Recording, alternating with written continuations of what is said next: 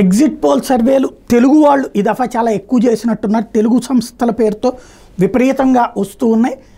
జాతీయ సంస్థలు national channels కాకుండా తెలుగుకు సంబంధించి వివిధ సంస్థలు ఈ దఫా సెఫాలజీని బాగా నమ్మినాయి.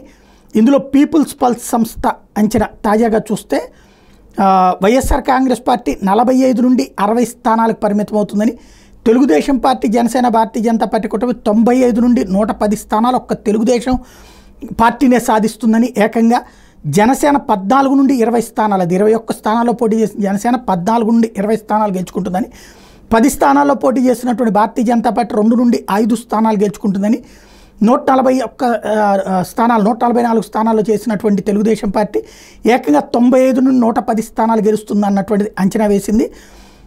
ఓవరాల్గా పీపుల్స్ పల్స్ తెలుగుదేశం పార్టీ అధికారంలోకి రాబోతోంది సొంతగానే సంపూర్ణ బలంతో అన్నటువంటి అంచనా వేసింది.